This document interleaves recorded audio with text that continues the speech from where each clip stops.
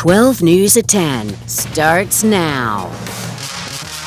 Thanks so much for joining us for 12 News at 10 on your Saturday night. I'm Sean Rice. Tonight, the murder of a beloved teacher and coach remains unsolved 3 years after he was shot and killed in Phoenix. 12 News journalist Gabriella Becerra shares how his family is keeping his memory alive.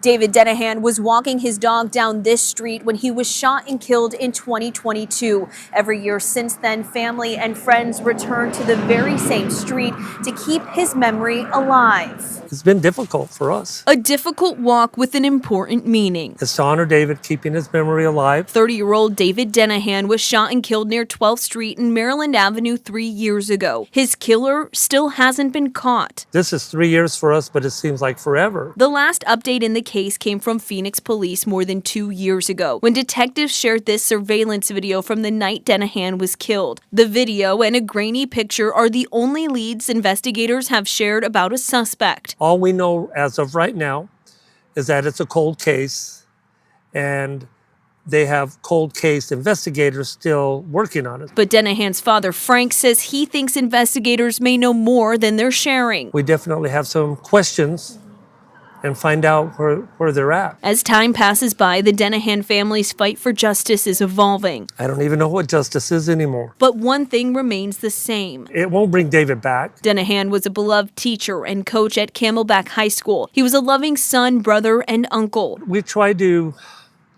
enjoy the holidays because David loved the holidays. His family is fighting to keep his memory alive through this walk and an upcoming annual toy drive in hopes of keeping others safe. Something like this, tragic, can happen to anyone. Silent Witness is offering up to a $20,000 reward to anyone who has information in this case. Those people can call Phoenix Police or 480-WITNESS to remain anonymous. In Phoenix, Gabriella Becerra, 12 News.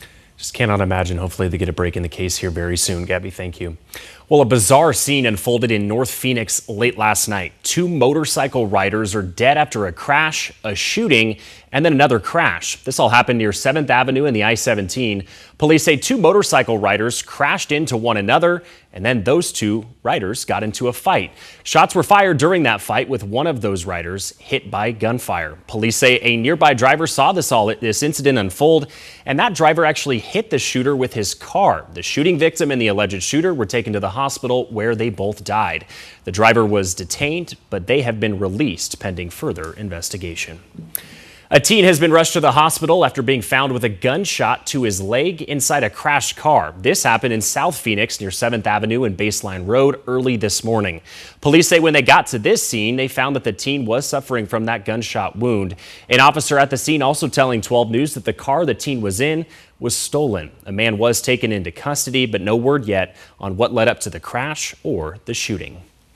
And police are still looking for the driver who hit and killed a pedestrian early this morning in West Phoenix. This happened near 35th and Grand Avenues just after 5 a.m. By the time crews got there, the man who was hit had died. There's still no word yet on the identity of that victim. If you have any information about this crash, police are asking you to contact Silent Witness. And new at 10 o'clock, a triple homicide remains unsolved 15 years later, but family members of these victims are still holding on to hope. Now, back in December of 2010, someone brutally murdered these 2 women here on your screen, Nicole Glass and Melissa Mason, who was pregnant at the time inside their Phoenix apartment. Now, all these years later, the case is still cold. Rachel Glass, Nicole Glass's mom, is speaking tonight, pleading for anyone who has any information to come forward. You know, if somebody knows something, please step up and do the right thing and call Silent Witness, 480-WITNESS, and call on your tip.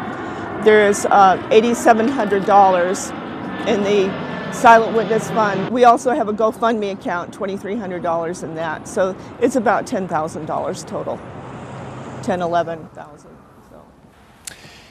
And if you have any information on this case, you're asked to call Silent Witness at 480-WITNESS.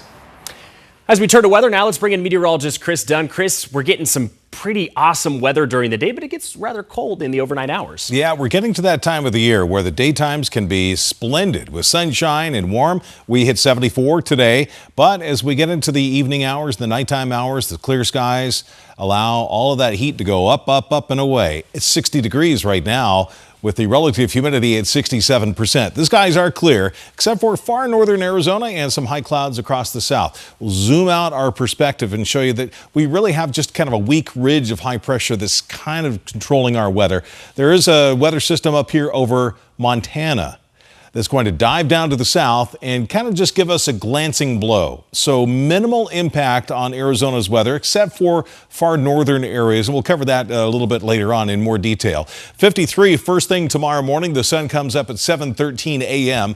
and then we rise into the 70s once again. Tomorrow's average high for the last day of November is 70 degrees, and we'll hit 74 once again. Here comes that Montana weather system right around the four corners, so it's a quick system moving by to the north on Monday. Valley temps will slowly slide back into the 60s, so we go back a couple of degrees below normal, actually, by the middle part of the week. And we're looking at a chance of rain by Thursday and some question marks really surrounding that. So the next big thing, cooler days coming next week, along with that chance of rain. We'll talk about that and the snow potential up north for tomorrow night. That's all coming up in just a few minutes. Sean? All right, Chris, we'll talk with you then. Well, with holiday season well underway, respiratory illnesses like the flu, COVID-19, and RSV are on the rise. 12 News journalist Tricia Hendricks spoke with an expert from a Valley hospital to find out the key things parents should know about respiratory season to keep our kids and families healthy.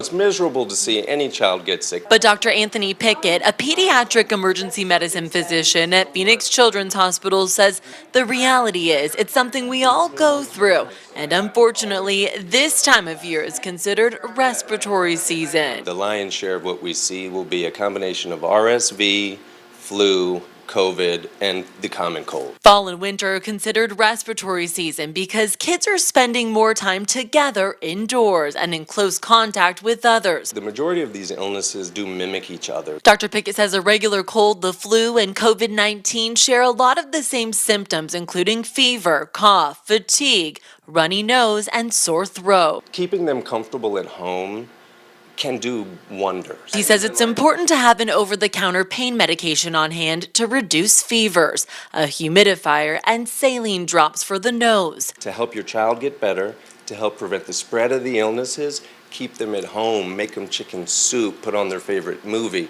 Doctor's orders to be a couch potato. In extreme cases, if a respiratory illness just isn't getting better after around 5 to 7 days, call your pediatrician and get seen. Dr. Pickett's best advice for parents, you should trust your internal gut instinct. In the first few days of illness, if you notice they're having any signs of difficulties breathing, lethargy, sleeping a lot, not able to eat and drink, and becoming dehydrated, those are the kiddos you want to get to the emergency department, urgent care, or to your PCP. If you've dodged getting sick so far, it's important to take preventative measures. We always recommend the flu vaccine. COVID vaccine and boosters, we recommend you kind of talk to your pediatrician. But across that, hand washing is essential to prevent transmission of these illnesses. So you can spend more time enjoying the holiday season healthy. In Phoenix, Tricia Hendricks, 12 News. Important reminders, Tricia. Thanks so much. Well,